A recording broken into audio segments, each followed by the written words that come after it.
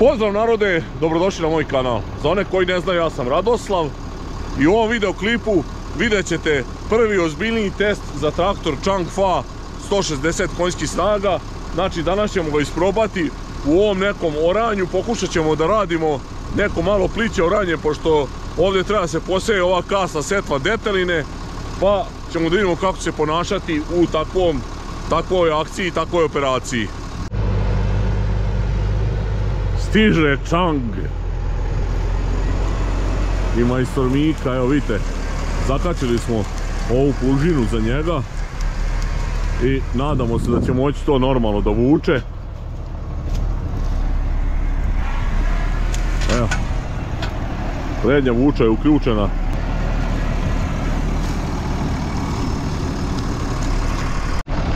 Ako ste pratili moje klipove, vidjeli ste da smo doterali ovaj traktor na probu i sada ćemo da vidimo, zakačili smo plug koji more Puma i sad ćemo sa njim mi pokušati da oremo.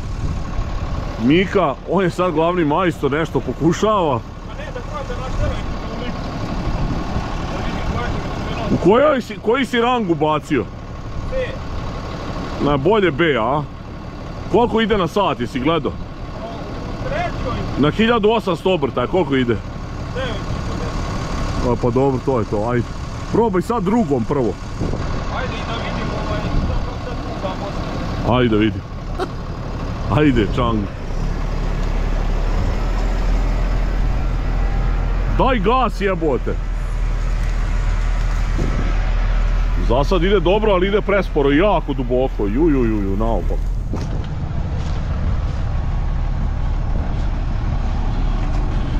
Ideš dobro, prva brazda, sve je dobro, samo preduboko je.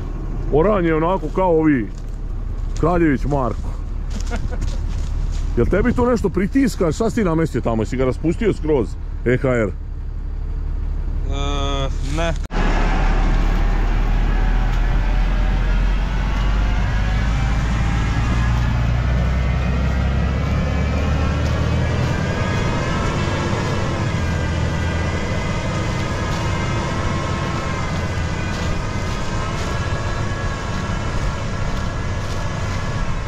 Odlično ovo vuče, Chang kao lud ide bok.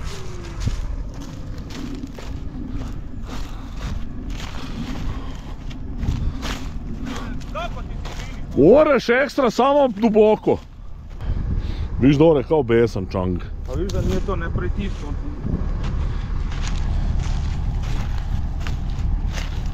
Nije u njega puno pritisno, da onda to čak se osmanje i normalno ide. Viš da ovo je labavo. Znam, ali duboko je. Pa popličit ćemo ga natočiti. A možda i duboko, zato što je smaši sviš koja koka je ova razočina. Kad dođe na ovu stranu, ako bude malo dublje, ovo je navešteno za zimsko oranje. Pa jeste, ali sad oremo, ne oremo. Viš kako dole ipak suvo bok. Nije dole vlažno. Sad će biti njakis s premiranjem. Viš koliko je nakislo? 15 cm. Da. –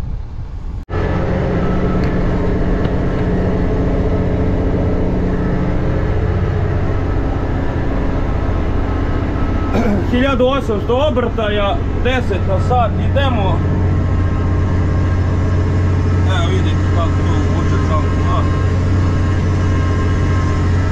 Nije to nakislo, Bog zna kako, a i tvrdo je jer vidim da podrhtava plug. Ali dobro, sad ovdje traktor testiramo. Evo sad ćemo da vidimo kako će okrenuti plug.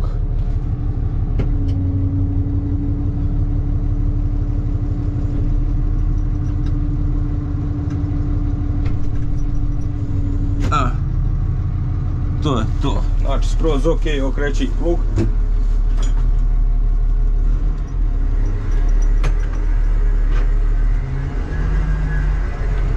Temperatura 78. Ajmo dalje.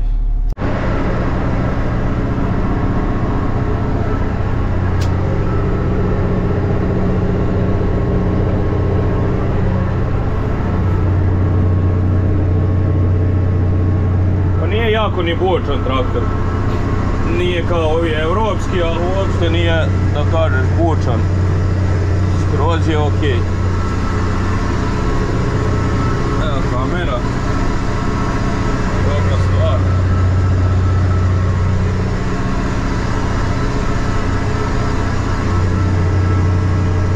Ovo je to. Kao što možete vidjeti, zakačili smo, krenuli bez ikakvih podešavanja. Ide sve vrhunski. Problem je, evo Miko pokaži, što ipak nije dobro nakislo i kako će se ovo pripremiti ne znam, ali što se tiče samog traktora, vidjeli ste Mika je pokazao, idemo neki 1700 do 1900 obrtaja, traktor ide blizu 10 km na sat i što se tog tiče sve je super. Plug mu odgovara vrhunski, znači nikakva podešavanja nismo morali imati kako radi za plugom. E sad Mika kaže to je zato što je plug dobar. Drugačije bi to bilo da smo zakačili nekog leoparda pa... Misliš da bi leopard gepard bilo njako? Pa znaš što ovo je pravi plug, ali dobro. Za sada posle evo 1,5 krug odlično ide, sad ćemo da imamo malo ovdje okretanje ovo na kraju. Malo što sam i ja nisam baš vešt sa ovim traktorom.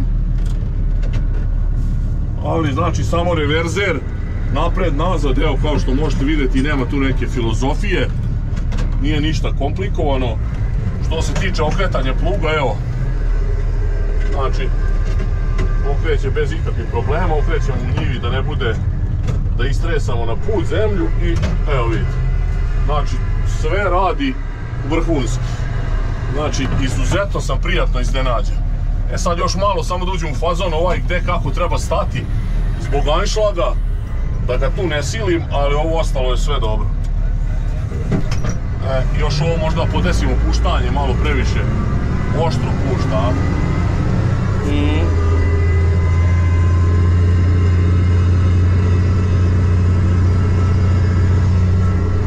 Meni je ovdje sad najzanimljivije i to sam htio da vam pokažem da vidite kako u stvari ovo je jako čudna neka zemlja, 2 godine nije orano i ovdje stvarno okolo je svuda tvrdo, međutim i teže se ore nego većina potesa, međutim ova njiva Stefanova se izuzetno lako ore, ovdje možete vidjeti, znači čak i ovo što izbacuje ove grudvice suve gdje nije nakislo, nisu one krupne, znači zemlja se praktično rasipa ono kao ne znam kako da vam objasnim, kao neki puder je. Vrlo zanimljivo osjetiti plug što kaže Mika kada dole uhvati, da li je to u pitanju plužni đon ili šta već, tu se malo osjeti vibracije, ali generalno da li je to zbog stajnjaka ili zbog čega, zemlja se rasipa i super ide.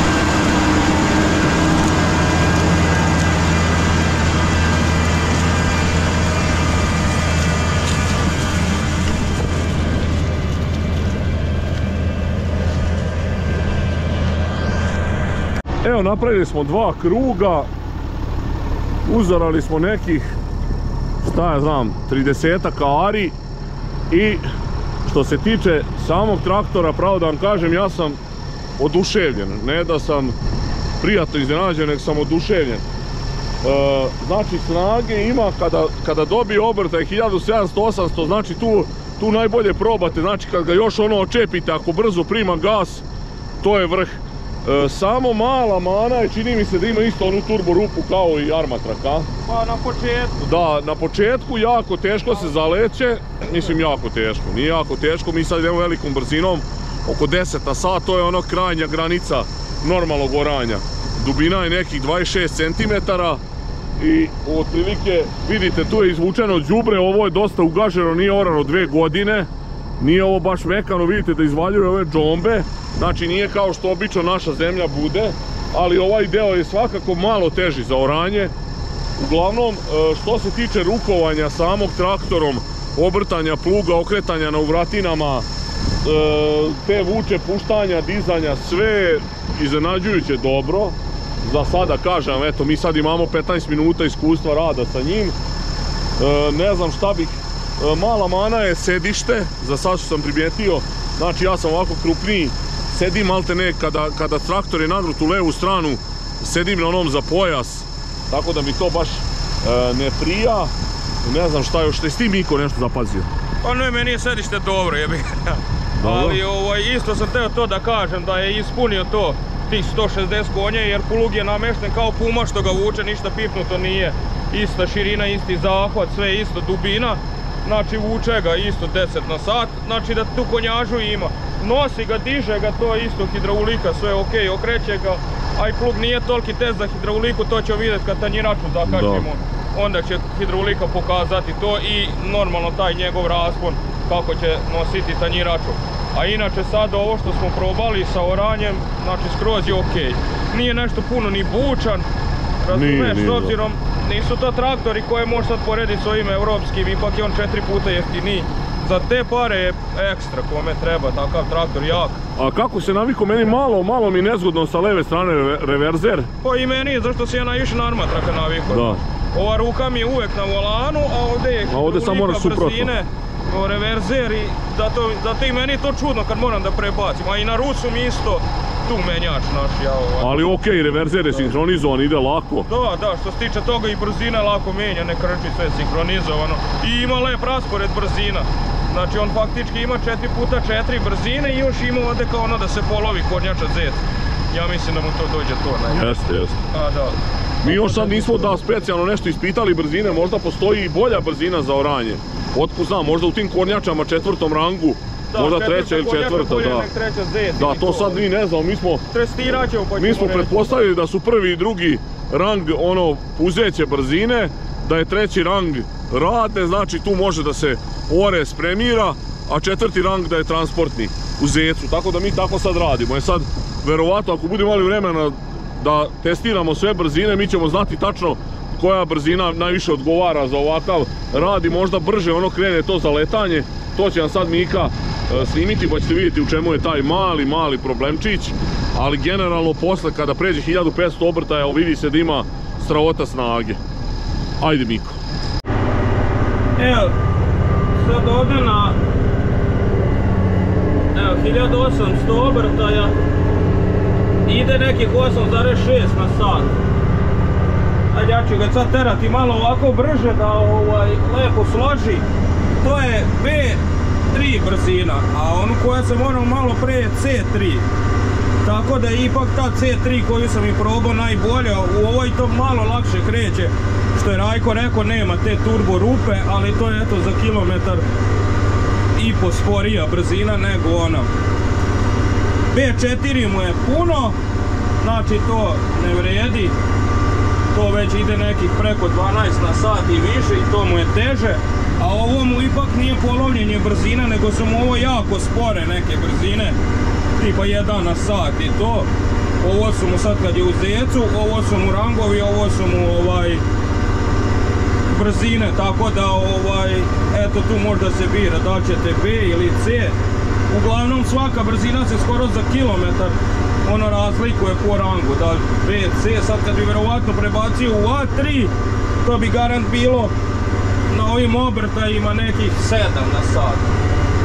Koliko sam ja mogao nekako da zaključim sad u ovom kratkom roku što ga ovdje probavam.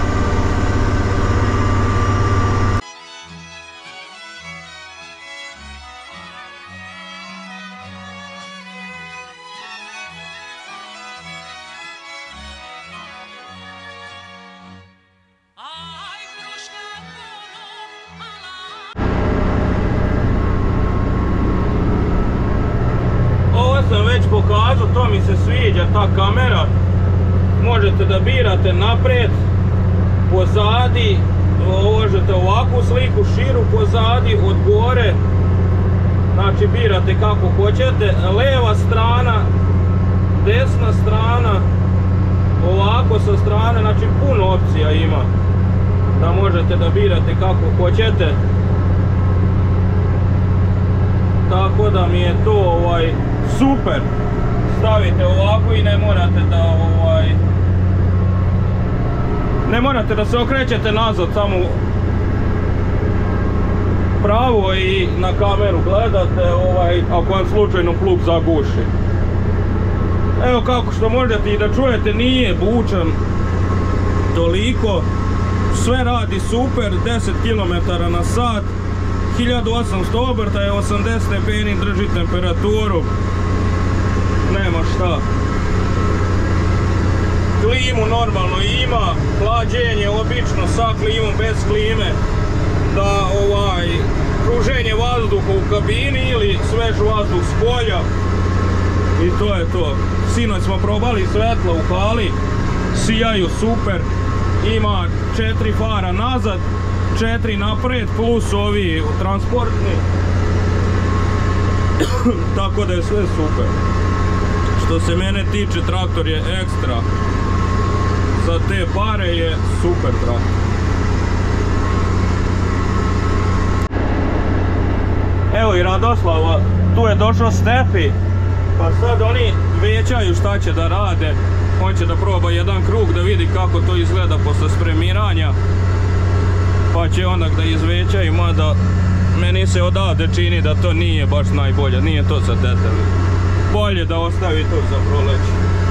Da se sad lepo uzore ovaj stajnjak, nek izmrzne i to će biti super ekstra za proleće, za detalje.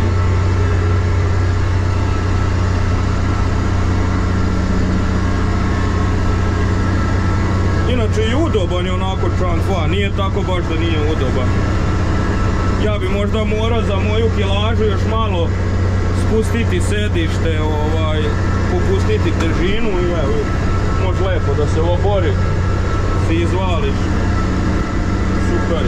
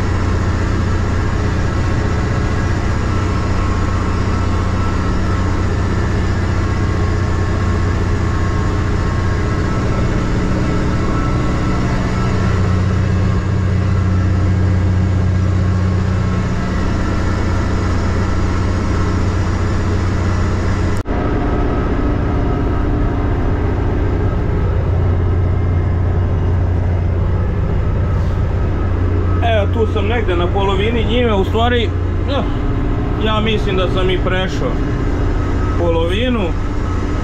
Traktor super ide, evo kao što možete da vidite isto idemo 10 na sat, 1800 obrtaja, temperatura 80. Hidraulika radi ekstra, znači kako sam je naštelovo, je mnogo zgodno, samo kao i na matraku gore dižem, spuštam. On uvek ima tu zadatu dubinu, to znate kako to funkcioniše, tako da radi skroz ok i super. Također isto što se tiče okretanja. Za neki prvi utisak, eto, posle nekih sat i po vremena rada, 2, ja sam skroz zadovoljan. Čak sam se sad malo i navikao i na ovaj reverzer, tako da kad bi ga vozio duži period, još malo bi bolje ušao u fazon. Što se mene tiče, traktor je super. I ponavljam, za te pare to je ekstra. E sad, kolika mu je ta dugotrajnost, da li će se nešto kvariti, da li neće, u skorije vrijeme, kasnije, to samo vrijeme možda pokaže, na ovako to niko ne može da proceni.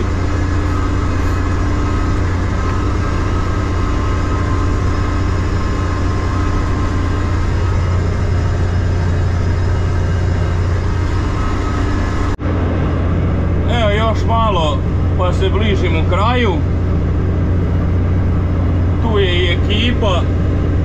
Došli su da Stefi da vidi kako ide posao i sad se provodio krug sa mnom u traktoru, kaže da je skroz zadovoljan, da mu se baš sviđa traktor.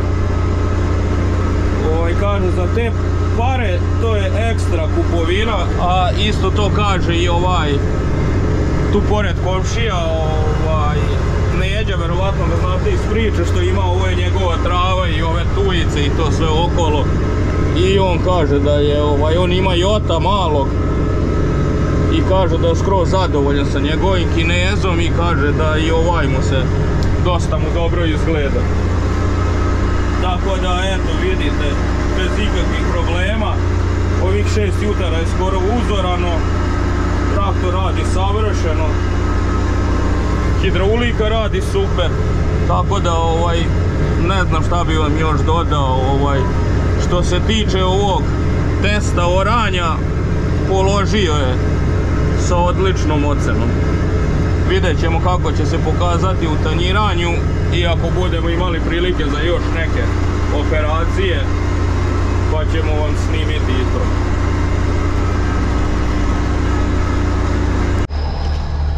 Evo, završio sam oranje.